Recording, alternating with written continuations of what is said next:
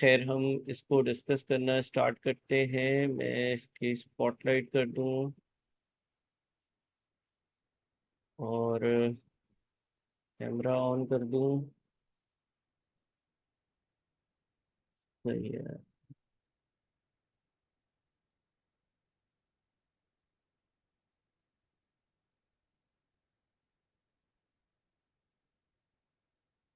अच्छा, देखो सवाल में लिखा हुआ है इट इज नाउ 1 मार्च 2024। आज का दिन दिया हुआ है।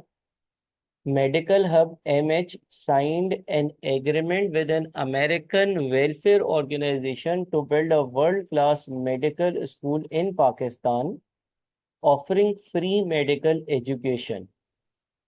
In lieu of this agreement, MH anticipates to receive a grant of US dollars 50 million in June 2024। यानी कि जो मुझे पैसे रिसीव होंगे, हॉस्पिटल को पैसे रिसीव होंगे, वो जून 2024 में रिसीव होंगे। ठीक है जी। अभी आपके पास मार्च 2024 है, ये है टुडे। और जून 2024 में पैसे रिसीव होंगे, मिलेंगे। To hedge this potential receipt MH wishes to use a currency option.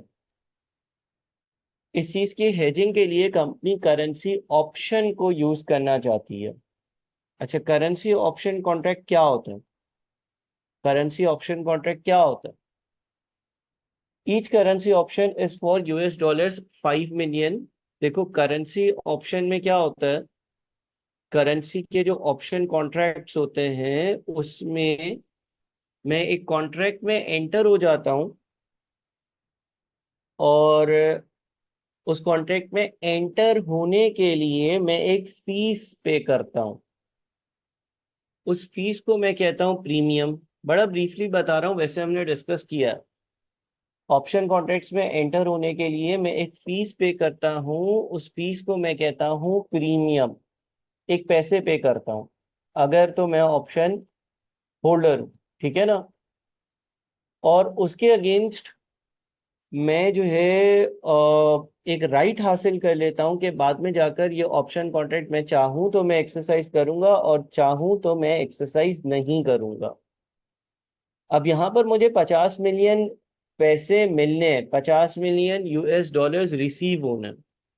जाहिर है मैं अगर पाकिस्तान में हूं तो मुझे यूएस डॉलर्स को कन्वर्ट करना होगा, यूएस डॉलर्स को कन्वर्ट करना होगा पीकेआर में। मुझे रिस्क किस बात का है? मैं क्यों हेजिंग कर रहा हूँ?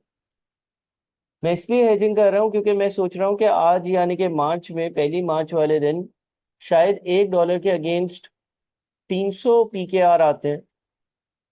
और जब जून में मुझे पैसे मिलेंगे, व्हाट इफ के $1 के अगेंस्ट मुझे सिर्फ और सिर्फ 200 पीकेआर आ रहे हो। तो इस बात का रिस्क है कि मेरी जो करेंसी है ना वो स्ट्रांग हो जाएगी, और मुझे जो पैसे रिसीव होंगे पीकेआर की टर्म्स में वो कम होंगे। अच्छा, यहाँ पर ये भी लिखा हुआ है each currency option is for US dollars 5 million. यानी कि यहाँ पर स्टैंडर्डाइज्ड ऑप्शंस की बात हो रही है, टेलर मेड ऑप्शंस की बात नहीं हो रही। यानी कि मैं या तो 5 मिलियन की हेजिंग करवा सकता हूँ, या 10 मिलियन की हेजिंग करवा सकता हूँ, या 15 मिलियन की हेजिंग करवा सकता हूँ, या 20 मिलियन के कॉन्ट्रैक्ट्स, 4 कॉन्ट्रैक्ट्स ले सकता हूँ। लेकिन मैं 17 मिलियन के कॉन्ट्रैक्ट जो है वो हेज नहीं कर सकता। ठीक है जी। अब पहले पैराग्राफ को वापस पढ़ते हैं। It is now 1 March 2024। Medical have MH signed an agreement with an American welfare organisation to build a world class medical school in Pakistan offering free medical education. In lieu of this agreement, MH anticipates to receive a grant of US dollars 50 million in June 2024 to hedge this potential receipt. MH wishes to use a currency option.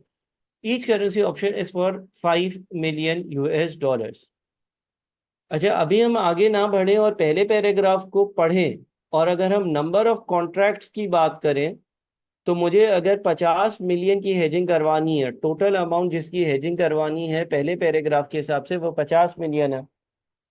और अगर एक contract 5 million का है, अगर एक contract 5 million का है तो 50 डिवाइडेड बाय 5, यानी कि मुझे 10 कॉन्ट्रैक्ट्स के लिए जाना पड़ेगा। ठीक है जी, 10 कॉन्ट्रैक्ट्स के लिए जाना पड़ेगा, क्योंकि कॉन्ट्रैक्ट स्टैंडर्डाइज्ड है यहाँ पर।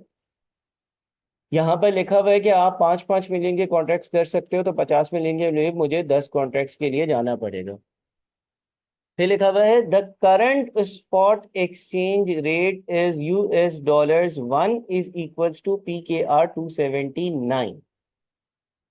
करंट का मतलब क्या होता है? करंट का मतलब होता है आज, अभी का जो एक्सचेंज रेट है वो $1 इज इक्वल टू PKR 279 है।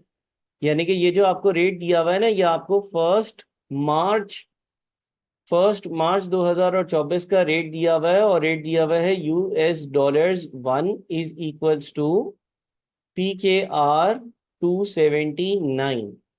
ये जो रेट दिया हुआ है, ये स्पेसिफिकली जो रेट प्रोवाइडेड है आपको, ये 1 मार्च का रेट है। यानी कि 1 मार्च वाले दिन अगर मैं एक $1 डीलर के पास लेकर जाऊं तो वो मुझे 279 PKR दे देगा। June options are available with a strike price of PKR 280 and a premium of PKR 500,000 per option। अच्छा, जून के इसी दिन जो जून के ऑप्शन कॉन्ट्रैक्ट्स हैं ना, जून के ऑप्शन कॉन्ट्रैक्ट्स हैं, वो अवेलेबल हैं। और वो अवेलेबल हैं किस रेट पर? USD 1 is equals to PKR 280। अच्छा, इसका इस स्ट्राइक प्राइस का क्या मतलब होता है?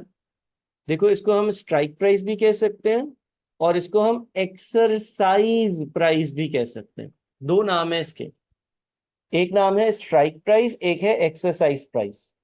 इसका मतलब ये है कि जिस दिन ये करेंसी का ऑप्शन कॉन्ट्रैक्ट अगर लेट से मैंने परचेज किया है, मैं एक्सरसाइज करूंगा तो मुझे $1 के अगेंस्ट 280 PKR मिलेंगे।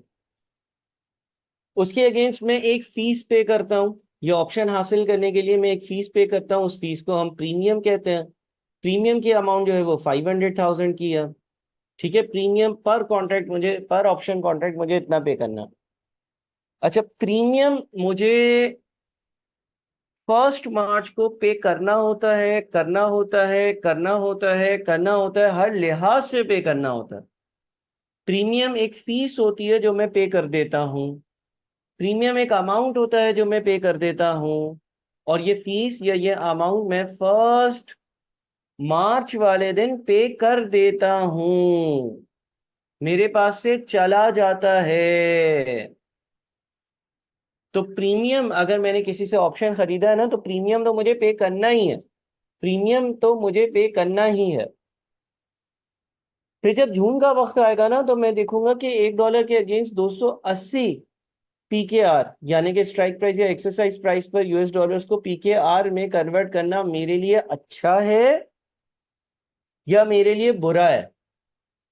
अगर अच्छा होगा तो मैं एक्सरसाइज करूंगा ऑप्शन को, अगर अच्छा नहीं होगा तो मैं ऑप्शन को लैप्स होने दूंगा, मैं ऑप्शन को एक्सरसाइज नहीं करूंगा। ठीक है जी। अच्छा, फिर लिखा हुआ है MH expects that spot rate in June will move to $1 is equals to PKR 276। Company को ये लगता है कि जून में जब आपको, जून 2024 में जब आपको ये ऑप्शन एक्सरसाइज करने का डिसीजन लेना होगा, तब एक US डॉलर PKR 276 का होगा। अच्छा, अब इस सवाल में एक ही रेट दिया हुआ है कि हम एक्सपेक्ट कर रहे हैं कि जिस दिन हमें ये US डॉलर जो है वो PKR में एक्सचेंज करवाने होंगे, तो एक US डॉलर 276 का होगा, और ये जो $1 276 का है, ये PKR 280 से कम है। मैं दो केसेस कर लेता हूँ। केस नंबर वन तो जो सवाल में है, केस नंबर वन तो जो सवाल में है, US dollars 1 is equals to PKR 276। लेकिन क्योंकि अभी हम पढ़ रहे हैं, क्योंकि अभी हम चीजें सीख रहे हैं, क्योंकि अभी हम चीजें समझ रहे हैं, क्योंकि अगर हम ऑप्शंस को समझ रहे हैं, तो हम एक और केस भी कर लेते हैं। देखिए ये वाला केस कौन सा है, ये वाला केस वो है कि जिसमें आपकी जो एक्सपेक्टेड स्पॉट रेट, यानी कि जिस दिन आपको यूएस डॉलर्स मिलेंगे, और अगर आप ओपन मार्केट में जाकर डीलर के पास जाकर उस डॉलर्स को पीकेआर में कन्वर्ट करवाते, तो जो एक्सचेंज रेट है वो एक्सरसाइज प्राइस या स्ट्राइक प्राइस से कम है। हम एक केस नंबर 2 भी कर लेते हैं। Case number 2, let's say what if के उस दिन यूएस डॉलर 1 पीकेआर 290 का होता तो क्या करते। ये केस सवाल में नहीं है लेकिन मैं बना रहा हूँ। केस नंबर 2 आपके सवाल में टेस्ट नहीं हुआ, मैं इसलिए कंस्ट्रक्ट कर रहा हूँ ताकि मैं आप लोगों को पढ़ा सकूं, ताकि मैं आप लोगों को बता सकूं कि अगर ये दूसरा केस होता तो क्या होगा। सवाल है, determine whether the option should be purchase, क्या हमें ऑप्शंस को परचेज करना चाहिए। ऑप्शंस को परचेज करना चाहिए, शो ऑल नेसेसरी कंप्यूटेशन। अच्छा देखिए, सबसे पहली बात यह है कि अगर हम ऑप्शन परचेज करते हैं तो हम 10 ऑप्शन परचेज करेंगे। एक ऑप्शन जो है वो 50 का है, तो 10 ऑप्शन जो है वो 5 मिलियन का एक ऑप्शन है, तो 50 मिलियन की हेजिंग के लिए मुझे 10 ऑप्शन की जरूरत होगी। ठीक है। अच्छा, अब हम ये देखते हैं कि अगर हम ऑप्शन को एक्सरसाइज, देखिए केस नंबर 1 क्या है कि जो स्पॉट रेट हो ना वो पीकेआर 276 का हो जाए। अच्छा, प्रीमियम आपने हर लिहाज से पे करना होता है। प्रीमियम तो आप पे कर रहे हो, तो किस दिन पे कर रहे हो, तो प्रीमियम प्रीमियम आपने पे किया होगा 1 मार्च 2024। अच्छा, अब इसका सवाल ये जो है ना, determine whether the option should be purchased, इससे बेहतर ये था कि सवाल होना चाहिए determine whether the option should be exercised. सवाल, देखो ऑप्शन तो आप परचेज कर ही रहे हो ना, ऑप्शन परचेज कर रहे हो, प्रीमियम पे कर रहे हो। सवाल होना चाहिए determine whether the option should be exercised, क्या इस ऑप्शन को मैं एक्सरसाइज करूंगा या नहीं। पहले केस में हम प्रीमियम पे करेंगे, प्रीमियम हर लिहाज से पे होगा, प्रीमियम हर लिहाज से पे होगा, प्रीमियम तो मुझे पे करना ही होता है। तो 10 कॉन्ट्रैक्ट्स के मैं 5 लाख रुपए के हिसाब से प्रीमियम पे करूंगा। ये प्रीमियम तो वो फीस है जो आपने पे करनी ही है। ये प्रीमियम तो वो फीस है जो आपने पे करनी ही है जिस दिन आपने ऑप्शन खरीदा। और जिस दिन आप ऑप्शन खरीदते हो उस दिन आपको ये नहीं पता होता कि आने वाले दिनों का एक्सचेंज रेट क्या होगा, तो ये फीस तो आपकी जेब से जाती है।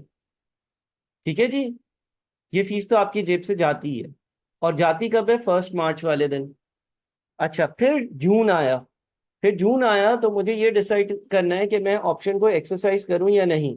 देखिए, ये जो प्रीमियम मैंने पे किया होगा, मैंने ब्रैकेट में सीधा सीधा लिख दिया, ये 1 मार्च को पे हुआ होगा। प्रीमियम 1 मार्च को पे हुआ होगा। अब जून आया। जून वाले दिन मैं देखूंगा कि मेरा ऑप्शन कॉन्ट्रैक्ट क्या कहता है। जून वाले दिन मेरे ऑप्शन कॉन्ट्रैक्ट की जो स्ट्राइक प्राइस है ना, स्ट्राइक प्राइस वो 280 है।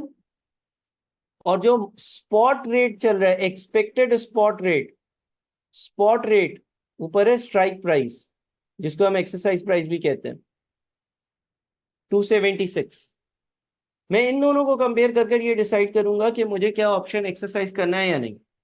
देखिए, अगर मैं ऑप्शन एक्सरसाइज करता हूँ, ऑप्शन एक्सरसाइज करने का मतलब ये है कि मैं डीलर को बोलूंगा ये देखो हमने कॉन्ट्रैक्ट किया था, इस कॉन्ट्रैक्ट के हिसाब से इस कॉन्ट्रैक्ट की एक्सरसाइज प्राइस है 280। इसका मतलब मैं आपको $1 देता हूँ और आप बदले में मुझे 280 रुपए दोगे, ऐसा मैंने लिखा था। ऐसा हम लिख कर गए थे कि अगर मेरी मर्जी होगी तो मैं $1 के अगेंस्ट 280 रुपए लूंगा। दूसरा तरीका क्या है, दूसरा तरीका ये कि मैं ओपन मार्केट में जाऊं और डीलर को बोलूं ये लो $1 और $1 के अगेंस्ट 276 रुपीज दो। अब आप खुद सोचो कि मैं क्या करूंगा। क्या मैं हर $1 के अगेंस्ट 280 रुपए लूं, या क्या मैं हर $1 के अगेंस्ट 276 रुपीज लूं। सर बड़ी लॉजिकल सी बात है, आप अपना फायदा सोचोगे। आप डीलर को कहोगे कि भाई मुझे हर डॉलर के अगेंस्ट 280 रुपए चाहिए, हर डॉलर के अगेंस्ट मुझे 280 रुपए चाहिए, ये मैंने दस्तखत करी हुई है, ये मेरी साइन है, मैंने उसके अगेंस्ट तुम्हें एक फीस पे करी थी। और अब मेरे पास ये ऑप्शन है, मैंने ये फीस तुम्हें पे करी थी, ये मेरा कैश आउटफ्लो होता है, मैं इसको माइनस के साइन में शो कर देता हूँ।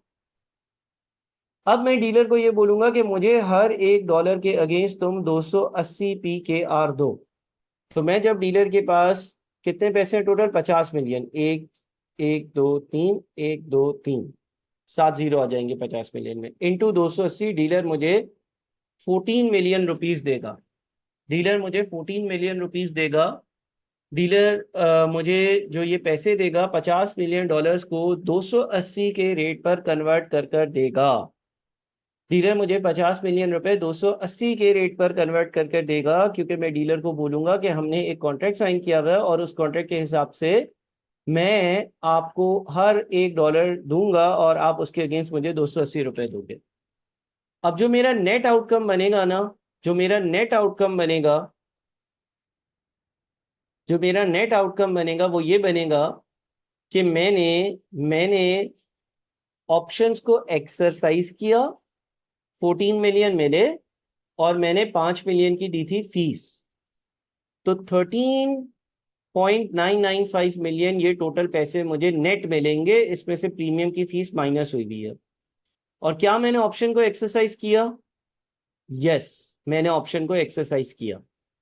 तो इफेक्टिवली इफेक्टिवली इफेक्टिवली इफेक्टिवली जो मेरे 50 मिलियन यूएस डॉलर्स थे, उसके अगेंस्ट मुझे 13,995,000 पैसे मिल रहे हैं। यानी कि मुझे जो पैसे मिल रहे हैं इफेक्टिवली 279.90 के रेट पर $1 इफेक्टिवली मुझे मिल रहा है। इफेक्टिवली का मतलब ये है कि पूरी कहानी को अगर देखें तो क्या मिला और क्या गया। 50 मिलियन डॉलर्स गए और उसके अगेंस्ट 13.995 मिलियन रुपीज आए। इसका मतलब $1 के अगेंस्ट मुझे 279.90 PKR रिसीव हो रहे हैं।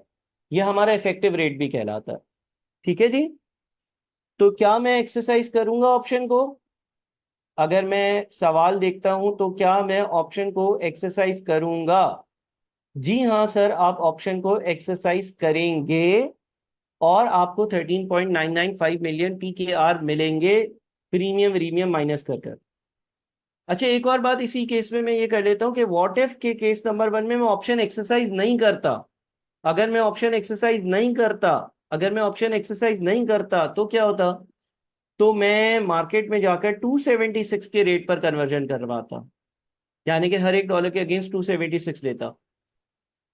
तो बताओ, क्या लॉजिकली ऐसा करना चाहिए? नहीं, नहीं करना चाहिए सर। आपने ऑप्शन लिया ही क्यों था? आपने ऑप्शन इसलिए लिया था कि अगर मुझे ऑप्शन के हिसाब से रेट अच्छा मिल रहा होगा, strike price current prevailing rate से एक्सपेक्टेड स्पॉट रेट से, यानी कि जून में जब काउंटर पर गया और वहां के रेट से ज्यादा बेहतर है, तो मैं उस पर एक्सरसाइज करूं।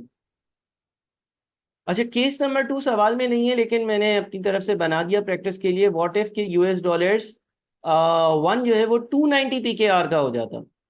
अब देखिए, प्रीमियम तो वो फीस है जो आपने डे 1 पर पे करी है, करी है, करी है, करी है, करी है और करी है। ये प्रीमियम तो आपने पे करा ही करा है। ये प्रीमियम तो आपके जेब से गया ही गया है। अब जब जून आएगा तो आपको ये डिसाइड करना होगा कि आप एक्सरसाइज करो ऑप्शन को या नहीं, और उसके लिए आप दो चीजों को कंपेयर करते हो, स्ट्राइक प्राइस और स्पॉट रेट। तो जनाब, मैं जब जून में गया, मुझे पता चला कि एज पर ऑप्शन कॉन्ट्रैक्ट, अगर मैं ऑप्शन कॉन्ट्रैक्ट को एक्सरसाइज करता हूं तो हर $1 के अगेंस्ट मुझे 280 PKR मिलेंगे। और अगर मैं ऐसा नहीं करता, अगर मैं ऐसा नहीं करता, तो स्पॉट रेट जो चल रहा है वो 290 का चल रहा है, मुझे हर $1 के अगेंस्ट 290 रुपए मिलेंगे। डेफिनेट और जाहिर सी बात है कि मैं हर $1 के अगेंस्ट ज्यादा PKR यानी कि 290 PKR लेने जाऊंगा। ऐसा अगर मैं करूंगा तो $50 मिलियन और हर डॉलर के अगेंस्ट मुझे 290 PKR मिल रहे हैं, तो मुझे कोई 14.5 मिलियन PKR मिलते। नेट आउटकम क्या होता? नेट आउटकम क्या होता? अच्छा, फीस तो आपने 1 मार्च को पे करी थी, तभी आप ऑप्शन कॉन्ट्रैक्ट में एंटर हुए थे, तो ये 14.5 मिलियन ओपन मार्केट से मिले। 5 मिलियन की आपने फीस पे करी भी थी, यानी कि आपका नेट आउटकम होता कोई ये 1,4,495,000,000। और यहां पर क्या आपने एक्सरसाइज करा ऑप्शन? नहीं, आपने एक्सरसाइज नहीं करा। ऑप्शन एक्सरसाइज करना है या नहीं करना, उसके लिए आप स्पॉट रेट और स्ट्राइक प्राइस को कंपेयर कर रहे होते हो। ठीक है जी। एक्सरसाइज नहीं करा ऑप्शन, कितने यूएसडी थे भाई? 50 मिलियन यूएसडी थे। तो हमारे पास इफेक्टिवली इफेक्टिवली इफेक्टिवली क्या हो रहा है? इफेक्टिवली ये हो रहा है कि 14.495,000 डिवाइडेड बाय 50 मिलियन यानी कि 290। जो है 290 आपका जो है वो रेट बनता है, 290 का आपका रेट बनता है, ठीक है ना। और इफेक्टिवली आपको $1 के अगेंस्ट, इसको थोड़ा सा डेसिमल्स यहाँ करता हूँ, 289.90। अच्छा, अब एक और बात सुनना। देखो, ये तो हमने देखा कि इस तरह का केस होता तो हम ऑप्शन को एक्सरसाइज करते, इस तरह का केस होता तो हम ऑप्शन को एक्सरसाइज करते, ठीक है जी। इस तरह का केस होता तो हम ऑप्शन को एक्सरसाइज करते, इस तरह का केस होता तो हम ऑप्शन को एक्सरसाइज नहीं करते, इस तरह का केस होता तो हम ऑप्शन को एक्सरसाइज नहीं करते। सही है ना। अब उसूली तौर पर तो आईकेप का सवाल होना चाहिए whether the option should be exercised और नॉट, लेकिन उसने लिखा है determine whether the option should be purchased, क्या हमें ऑप्शन को परचेज करना चाहिए। अच्छा, ऑप्शन को एक्सरसाइज, सुनिएगा अब ये बड़ी इंपॉर्टेंट बात कर रहा हूं, ऑप्शन को एक्सरसाइज करना है या नहीं, ये किस दिन डिसाइड करते हैं हम। इस सवाल के हिसाब से ऑप्शन को क्या एक्सरसाइज करना है या ऑप्शन को एक्सरसाइज नहीं करना है, क्या ऑप्शन को एक्सरसाइज करना है या ऑप्शन को लैप्स होने देना है, ये कब डिसाइड करते हैं, कब डिसाइड करते हैं। ऑप्शन को एक्सरसाइज करना है या ऑप्शन को एक्सरसाइज नहीं करना है, इस चीज का डिसीजन किस दिन लिया जाता है। इस दिन दिन का डिसीजन बिल्कुल ही एंड में लिया जाता है, यानी कि इस दिन का डिसीजन, इस बात का डिसीजन कि ये ऑप्शन एक्सरसाइज करेंगे या ऑप्शन एक्सरसाइज नहीं करेंगे, उसके लिए मुझे उस दिन की, जिस दिन मुझे यूएस डॉलर्स मिले, उस दिन की स्पॉट रेट भी पता हो और स्ट्राइक प्राइस भी पता हो, उन दोनों को मैं कंपेयर करता हूँ। और स्पॉट रेट तो उसी दिन पता चल सकता है जिस दिन जून होगा, इस सवाल के हिसाब से, ठीक है। जून में एक्चुअल स्पॉट रेट मेरे सामने होगा, एक्सरसाइज या स्ट्राइक प्राइस मेरे सामने होगी, मैं कंपेयर कर कर अपना डिसीजन लूंगा जून में। अच्छा, ऑप्शन को परचेज कब करते हैं, ऑप्शन को परचेज कब करते हैं, खरीदते कब हैं, खरीदते कब हैं। इनिशियली, इनिशियली जिस दिन प्रीमियम पे करते हैं। ऑप्शन को खरीदते कब है, जब हम प्रीमियम पे करते हैं, इनिशियली डे वन पर। यानी कि इस सवाल के हिसाब से जब हमें ऑप्शन परचेज करना है या नहीं करना है, ये कब डिसाइड करना होगा, 1 मार्च 2024 वाले दिन। अब इस दिन ऑप्शन परचेज करना है या ऑप्शन परचेज नहीं करना है, ये कैसे देखते हैं। हम ये देखते हैं कि जिस दिन हमें ऑप्शन एक्सरसाइज करना होगा, उस दिन एक्सपेक्टेड स्पॉट रेट क्या होगा। देखिए, जब आप ऑप्शन परचेज करते हैं ना, तो आप एक फीस पे करते हैं जो कहलाती है प्रीमियम की फीस। तो जब आप पैसे पे कर रहे होगे, जब आप प्रीमियम की फीस पे कर रहे होगे, जब आप कैश का आउटफ्लो कर रहे होगे, तो आप सोचोगे पे करूं ना करूं, फीस पे करूं, फीस पे ना करूं, फीस पे करनी चाहिए, फीस पे नहीं करनी चाहिए। जब आप ये सोचोगे तो आपके इस सोचने से क्या होगा, आप ये देखोगे कि मुझे जून में ऑप्शन एक्सरसाइज करना होगा अगर मैं आज खरीदता हूं। अगर मैं आपको पहली मार्च वाले दिन ही ये बोल देता, अगर मैं आपको पहली मार्च वाले दिन ही ये बोल देता कि यार जो एक्सपेक्टेड स्पॉट रेट होगा ना, जो एक्सपेक्टेड स्पॉट रेट होगा ना, वो $1 इज इक्वल्स टू PKR 200 होगा, एक्सपेक्टेड स्पॉट रेट। और जो स्ट्राइक प्राइस मुझे ऑप्शन के जरिए प्रीमियम पे कर कर मिल रही है ना, वो 280 मिल रही है। क्या करते, ऑप्शन खरीदते, बिल्कुल खरीद लेता सर, है ना। क्योंकि मुझे पता होता कि आज की जो मैं फीस दे रहा हूँ उससे बाद में मुझे फायदा होगा। बाद में मैं, मेरी एक्सपेक्टेशन है, दुनिया भर की एक्सपेक्टेशन है, इकोनॉमिक्स की एक्सपेक्टेशन है, हर कोई ये एक्सपेक्ट कर रहा है कि उस दिन $1 के अगेंस्ट 200 PKR मिलेंगे। लेकिन अगर मेरे पास आज मैंने प्रीमियम पे कर कर ऑप्शन खरीद लिया होगा, तो मुझे $1 के अगेंस्ट 280 PKR मिलेंगे। लेकिन अगर आपको मैं ये बोल दूं कि जिस दिन इसको एक्सरसाइज करने का वक्त आएगा उस दिन $1 के अगेंस्ट 900 PKR रिसीव होंगे, एक्सपेक्टेड स्पॉट रेट।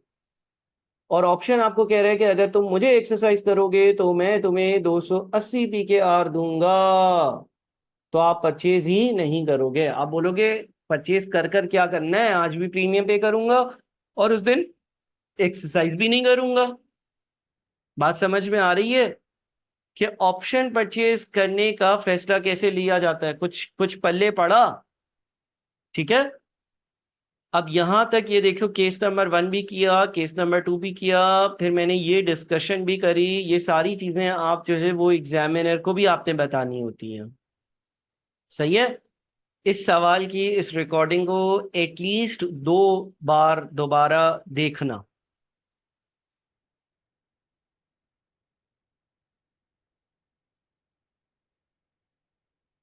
अच्छा जी। अब मुझे बताओ, कोई सवाल है? समझ में आ गई बात सारी? सर आपने कहा आंसर अलग है। यार आंसर तुमने क्या बताया था? तुमने 279, हाँ आईकेप ने जो है ना ये इफेक्टिव रेट ही कैलकुलेट नहीं किया। आईकेप ने असल में यहाँ 13995 तक कैलकुलेट किया है।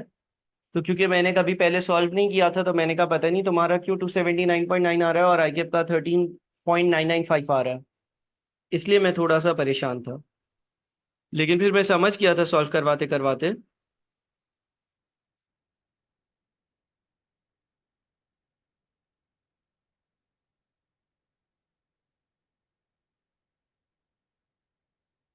ठीक है।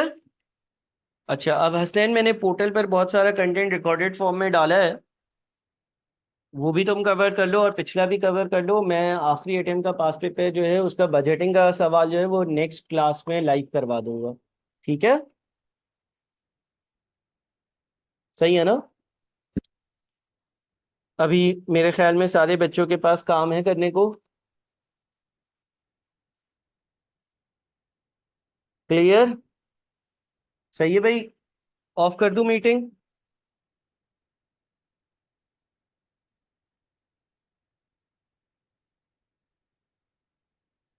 ठीक है हसनैन।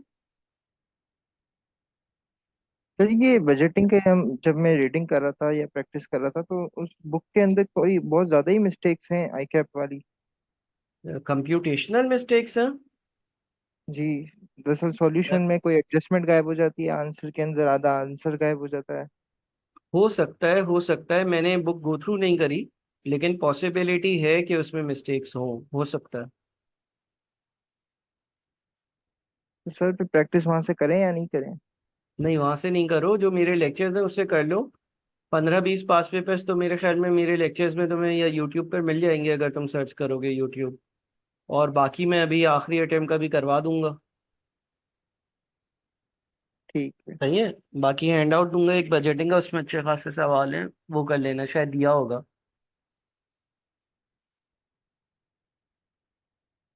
सही है। हाँ बस वो काफी है।